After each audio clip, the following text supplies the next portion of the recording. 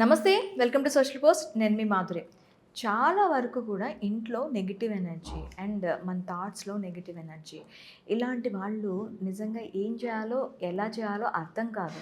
First ఎక్కడి నుంచి start అవ్వాలి, మన థాట్స్ అనేవి నెగిటివ్గా ఉండకుండా ఉండాలి అంటే మనం ఏం చేయాలి, ఇవన్నీ కూడా డీటెయిల్గా మాట్లాడేసుకుందాం. మనతో పాటు ఉన్నారు వంద్య రామశెట్టి. నమస్తే మ్యామ్. నమస్తే మ్యామ్, మనకి నెగిటివ్ ఎనర్జీ అంటారు.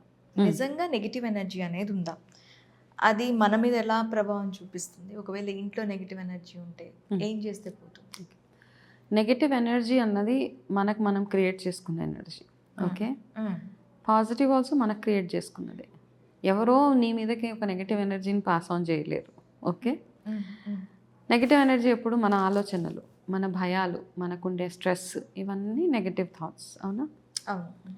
అవన్నీ ఏం చేస్తాయి? డెఫినెట్గా నీకు ఎప్పుడైతే ఒక ఫియర్ ఉంటుందో, ఎగ్జామ్ ఫియర్ ఉంటుంది, ఒక స్ట్రెస్ ఉంటుంది, ఏదో ఈ పని అవ్వదేమో, నా జాబ్లో ఏదైనా ఇన్సెక్యూరిటీ, మీ బాస్ తిట్టాడో లేకపోతే ఇంకోటి నీకు ఒక ఇన్సెక్యూరిటీ స్టార్ట్ అవుతుంది. ఆ ఇన్సెక్యూరిటీ స్ట్రెస్ క్రియేట్ చేస్తుంది. ఆ స్ట్రెస్ వెళ్ళి హార్మోన్స్ మీద ఇంపాక్ట్ చూపిస్తుంది. ఆ హార్మోనల్ ఇంబ్యాలెన్స్ వల్ల you will fall sick. Okay, so it is all a process. So negative is our thought process, positive is also our thought process. ఏంటంటే మన మైండ్ని మనం ఎంత కంట్రోల్లో ఉంచుకోగలుగుతాం అన్న దాని మీద డిపెండ్ అయి ఉంటుంది నేను negative and positive energies. Okay, స్పిరిచువల్గా చూసుకుంటే డెఫినెట్గా నెగటివ్ మనం పాతకాలం నుంచి చెప్పుకుంటూ వచ్చారు, ఇలా చేయకూడదు, అట్లా చేయకూడదు. మనం గ్రహాలు నమ్ముతాము, ఏ గ్రహం దేనికి ఇంపాక్ట్ అవుతుంది అన్నవన్నీ బిలీవ్ చేస్తాం మనం. సో స్పిరిచువల్ ఆస్పెక్ట్ మామూలుగా జనరిక్గా తీసుకుంటే నెగిటివ్ ఎనర్జీ అంటే ఏంటి? I feel very negative, I feel take it positive, don't take it negative అంటాం. అవన్నీ ఏంటంటే మన ఆలోచనలు which will impact hour stress and hormones. అది పాజిటివ్ ఏంటి అంటే వెన్ యూఆర్ ఓకే, నీ మీద నీకు కాన్ఫిడెన్స్ ఉన్నప్పుడు ఎట్లాంటి సిచ్యువేషన్ వచ్చినా నేను దీన్ని హ్యాండిల్ చేసుకోగలుగుతాను అన్న ఒక ధైర్యం ఏదైతే ఉంటుందో అది డెఫినెట్గా మనకు ఒక పాజిటివ్ ఎనర్జీని ఇస్తుంది. Okay, no problem, I can handle this situation అన్న ఒక ధైర్యం ఉంటుంది. చూడు, మీ ధైర్యమే నీ పాజిటివ్ ఎనర్జీ, నీ అధైర్యమే నీ నెగిటివ్ ఎనర్జీ. ఇది నార్మల్ ఆస్పెక్ట్. స్పిరిచువల్గా తీసుకుందాం, మనం చేసే పూజలు, మన బిహేవియర్, మన డైలీ రొటీన్, ఇవన్నీ gives you a positive and negative energy. కాబట్టి ఏం చెప్పారు? పాతకాలంలో ఉదయాన్నే లేవాలి, దీపారాధన చేసుకోవాలి, ఇల్లు శుభ్రం చేసుకోవాలి, దాని తర్వాత దీపారాధన, దాని తర్వాత ప్రేయర్, మైండ్ని కామ్గా ఉంచుకోవడానికి పూజలు కానీ చిన్నవి కొంచెంసేపు టైం స్పెండ్ చేసిన, ఇవన్నీ చేసినప్పుడు ఒక దీపారాధన కానీ ఇల్లు క్లీన్ చేసినప్పుడు కానీ నీకు ఆ నెగిటివ్ ఎనర్జీ అన్నీ పోతూ ఉంటాయి ఇంట్లో నుంచి కదా. You will only feel positive. ఇంట్లో ఏమవుతుంది?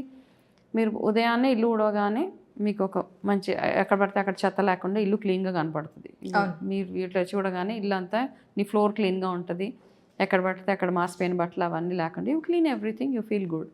ఇంట్లో వెళ్ళి ఒక దీపం పెట్టి ఒక ధూపం వేసినప్పుడు ఆ మంచి ఆరా, మంచి స్మెల్ వస్తుంది కదా. ఆ దీపంని చూసినప్పుడు మన బ్రెయిన్ యాక్టివేట్ అవుతుంది. సో ఇవన్నీ ప్రొసీజర్స్ ఆఫ్ అవాయిడింగ్, అంటే నెగిటివ్ ఎనర్జీని ఇంట్లోంచి తీసేసే ప్రాసెస్.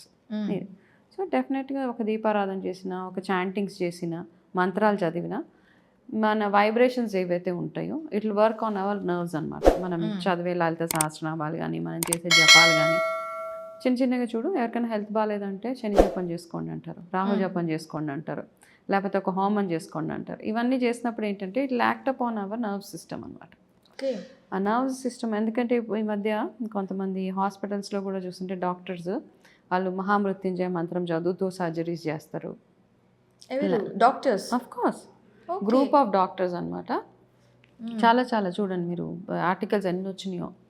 వాళ్ళు ఈ మధ్య ప్రతి డాక్టర్ సర్జరీ, చాలామంది డాక్టర్స్ సర్జరీస్కి వెళ్ళే ముందు వాళ్ళు మహామృత్యుంజయ మంత్రాలు లేకపోతే విష్ణు సహస్రనామం ఇవి చదువుతూ చేస్తే ఎక్స్ట్రీమ్ కేసెస్ని కూడా సక్సెస్ఫుల్గా బయటకు వచ్చేసారు సర్జరీస్ ఇవన్నీ. అవునా? So we believe in it అనమాట. ఆ పాజిటివ్ ఎనర్జీ, ఆ చాంటింగ్స్ వల్ల వచ్చే ఆ వైబ్రేషన్స్ ఏవైతే ఉంటాయో, దానివల్ల మన బాడీలో జరిగే చేంజెస్ ఏవైతే ఉంటాయో, మనం చేసే ప్రతి ఒక్క నర్వ్, ప్రతి ఒక్క వీన్, అవన్నీ ఎంత పాజిటివ్గా రియాక్ట్ అవుతుంది దాన్ని బేస్ చేసుకుని మన ఎనర్జీ లెవెల్స్ కూడా ఉంటాయి. కాబట్టి ఇవన్నీ బిలీవ్ చేయాల్సిందే. Positive and negative energies is something which I 100% believe.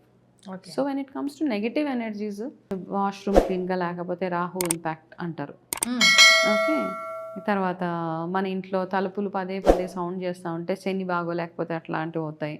శనిని కామ్ డౌన్ చేయడానికి మీ ఇంట్లో తలుపులు కీ అని సౌండ్ చేయకూడదు అంటారు. సో ఇవన్నీ ప్రొసీజర్స్ అనమాట.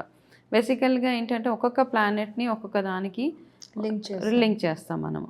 ఓకే, కాబట్టి రాహు బాత్రూమ్స్ బాగోలేదు, బాత్రూమ్స్ బాగోకపోతే ఏమవుతుంది, you fall sick very often కదా, మీకు సిక్నెస్ వచ్చేస్తూ ఉంటుంది. చపాతీ చేసుకునే పెనం ఏదైతే దోశలు వేసుకునే పెనం బాగోపోతే కూడా రాహు ఇంపాక్ట్ అంటారు. ఎందుకు అంటే అక్కడ నుంచి డిజీజ్ అక్కడ నుంచే స్టార్ట్ అవుతుంది, అన్హైజీన్ కండిషన్స్ నుంచి డిజీజ్ స్టార్ట్ అవుతుంది. కాబట్టి ఇప్పుడు ఏమంటారంటే బాత్రూమ్స్ క్లీన్గా ఉంచమంటారు. సో రాహు బాగాలేదు ఆ టైంలో, డెఫినెట్గా మనకు రాహు బాగాలేదు కాబట్టి మీకు ఈ హెల్త్ ఇష్యూస్ వస్తున్నాయి. సో ఇవన్నీ అందుకని ఏంటంటే బాత్రూమ్స్ క్లీన్గా పెట్టుకోవడం, మనం వంట చేసుకునే సామాను, మన వంటగది ఎంత హైజీన్గా పెట్టుకుంటే. బొద్దింకలు ఎక్కువ వస్తే దరిద్రం అంటారు. ఎందుకు దరిద్రం? బొద్దింకలు ఎక్కువ వస్తే దరిద్రం బికాస్ సకల రోగాల్ని మోసుకొస్తుంది, ఫుడ్ పార్టికల్స్ మీదకి వెళ్తుంది. అదే మనం చూడకుండా మనం తింటాం. మొన్న ఒక పోస్ట్ చూసాను అనమాట, వాళ్ళు ఎవరో ఒక కెమెరా ఫిక్స్ చేశారు. వాళ్ళ మార్నింగ్ లేసే టైంకి అంత హడావుడి వల్ల ఏది ఎక్కడదక్కడ క్లీన్గా ఉంటుంది. వాళ్ళు ఎక్కడో కెమెరా ఫిక్స్ చేస్తే వాళ్ళు బ్రష్ చేసుకునే బ్రష్ మీద నైట్ టైంలో కెమెరా దాని నిండా బొద్దింకలు. అది చూడకుండా మనం ఏం చేస్తాం, మార్నింగ్ వీల్ బ్రష్, దాంతో మనకి రోగాలు స్టార్ట్ అవుతాయి. కాబట్టి ఇవన్నీ వెళ్ళిపోవాలి. బొద్దింకలు వస్తే దరిద్రము అంటే ఫస్ట్ వాటిని బయటికి తీసేయాలి. దరిద్రం ఎక్కడి నుంచి వస్తుంది, మనకు ఒక రోగం వస్తుంది. రోగం వస్తే ఏమవుతుంది, హాస్పిటల్ బిల్ అయిపోతుంది. అప్పుడు డబ్బులు ఖర్చు అయిపోతాయి, కష్టాలు వచ్చేస్తాయి. అప్పుడు డబ్బులు ఖర్చు అవ్వగానే ఆటోమేటిక్గా మనకి కష్టాలు వచ్చేస్తాయి. కాబట్టి ఇవన్నీ కొంచెం కంట్రోల్లో పెట్టుకొని, hygiene is very very important. అట్లాంటివన్నీ చూసుకొని, అందుకే ఎందుకంటే పెద్ద సామాను కడగండి అంటారు, బ్రష్ చేసుకునే ముందు బ్రష్లు కడగాలి, అన్నం తినే ముందు ప్లేట్లు కడగాలి, మనం వంట చేసుకునే సామాన్ చాలా క్లీన్గా ఉండాలి, మన వాష్రూమ్స్ వాసన రాకుండా ఉండాలి.